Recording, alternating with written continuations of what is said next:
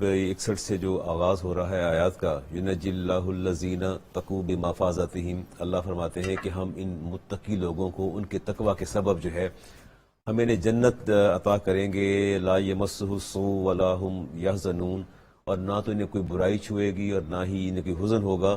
اللہ خالق کل شیء، اللہ ہر چیز کا خالق ہے، سبحان اللہ۔ وہو علی کل شیء وکیل، اور ہر چیز پر کارساز اور نگہبان وہی ہے۔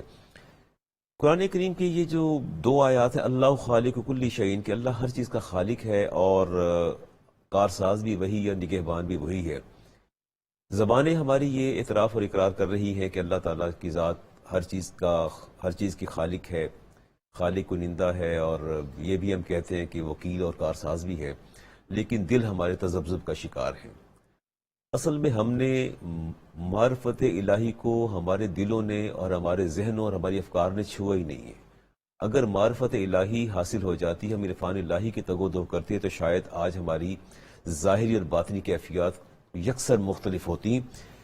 میں معرفت الہی پر ایک حدیث پاک رکھتا ہوں، رسالت امام علیہ السلام نے ارشاد فرمایا، لو عرفتم اللہ حق معرفتہ، اگر تم نے اللہ کا عرفان حاصل کیا ہوتا جیسے عرفان حاصل کرنے کا حق تھا، لمشیتم علی البحوری، تو تم سمندروں کی سطح پر چلنا شروع کر دیتے۔ واہ سبحان اور فرمایا اللہ، وَلَزَالَتْ بِدُعَائِكُمُ الْجِبَالُ، اللہ تمہاری دعاؤں سے پہاڑوں کو سرکنے پر مجبور کر دیتا، ان کی جگہ کو بدل دیتا۔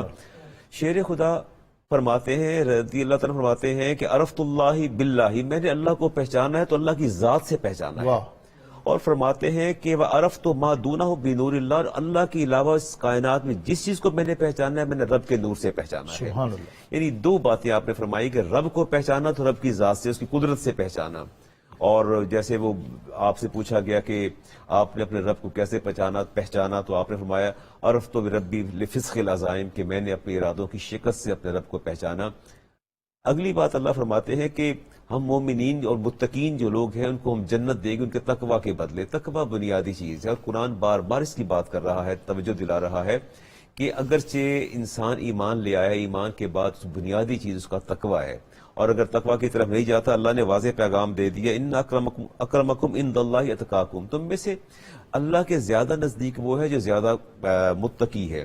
اب عمل کو چھوڑ کے، تقوی کو چھوڑ کے قرب الہی کا دعویٰ کرنا، میں سمجھتا ہوں دعویٰ کسی حد تک درست نہیں ہے۔ رسالت امام علیہ السلام سے پوچھا گیا، یا رسول اللہ من اکرم الناس، لوگوں میں سب سے زیادہ اللہ کے نزدیک جو ہے وہ اکرم کون ہے، کریم، صاحب تعظیم و تکریم کون ہے؟ فرمایا قال اتقاہم، جو سب سے زیادہ متقی ہوگا، رب کے سب سے زیادہ قریب ہوگا۔ گویا ہم نے جو دیگر پیمانے مقرر کر رکھے ہیں، قرآن اور حدیث ان پیمانوں کی یکسر اگرچہ نفی نہیں کرتی، لیکن کم از کم اس کا جو کرکس اور نچوڑ ہے وہ یہ ہے کہ تقوی جو ہے بنیادی چیز ہے۔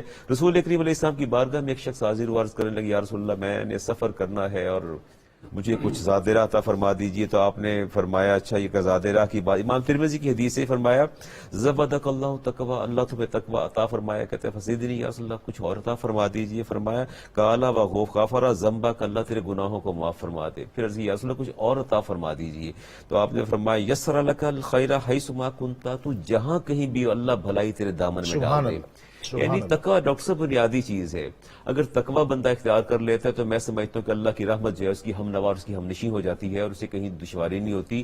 اگلی بات آ رہی ہے کہ لہو مقالید السماوات والارض، رسول کریم علیہ السلام سے سوال کیا گیا، یا رسول اللہ یہ اللہ تعالیٰ کی اس سے کیا مراد ہے، مقالید سے کیا مراد ہے؟ تو اور سوال کرنے والے تو عثمان غنی رضی اللہ تعالیٰ نے فرمایا، یا رسول اللہ مجھے فرما دیجیے اس سے کیا مراد ہے؟ فرمایا لا الہ الا اللہ واللہ اکبر، پہلا معنی۔ یہ آپ اپنے جب خطبے ارشاد فرماتے ہیں نا مساجد میں، جی تو یہ ایک تشویق ہے نا، تشویق ہے، شوق کہ ایک تو ہے کہ احکام آئے، سنیں اور سر تسلیم۔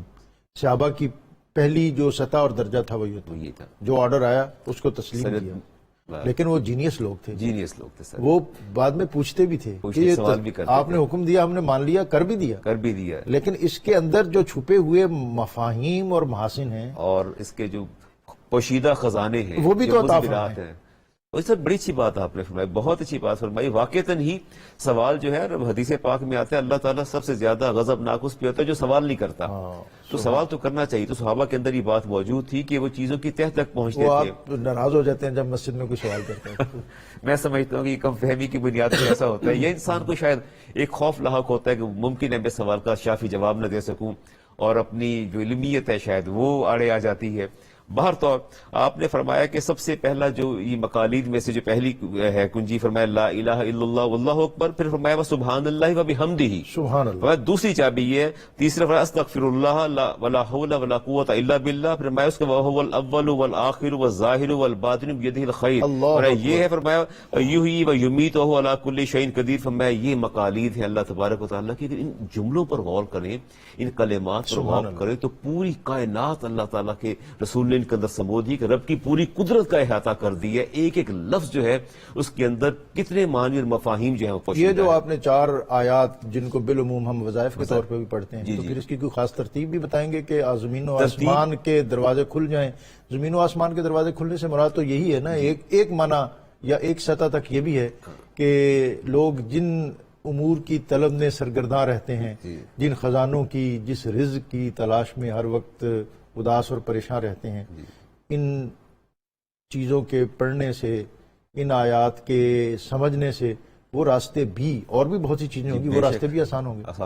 سر دیکھیے، میرے نبی نے ارشاد فرمایا ان افصل العرب والعجم، میں عرب و عجم میں سب سے زیادہ فصیح و بلیغ ہوں. سبحان اللہ. اور واللہ جب بھی میں نے اپنے نبی کے کلام پہ غور کیا ہے، اللہ اکبر. اتنی اچھی ترتیب ہے، اتنی اچھی ترتیب ہے. یہی کلمات جو میں نے آپ ابھی جب میں دوبارہ ہوں گا، میں حضرت کو بھی، پروفیسر صاحب کو بھی گفتگو میں شامل کروں، وہ بیٹھے اداس ہی نہ ہو جائیں. تو ابھی جب دوبارہ آپ کے پاس آؤں گا تو آپ، یہ چونکہ بہت اہم موضوع ہے، تو اس کے مزید اگر کوئی آپ سمجھتے ہیں نکات ابھی باقی ہیں تو وہ بھی آپ بیان فرمائیں گے، اور اس سے اگلا موضوع بھی ظاہر ہے جو آپ کے حصے کا ہے، وہ بھی آپ ہی اس کو اپنے احاطہ فصاحت و خطابت میں لے کے آئیں گے.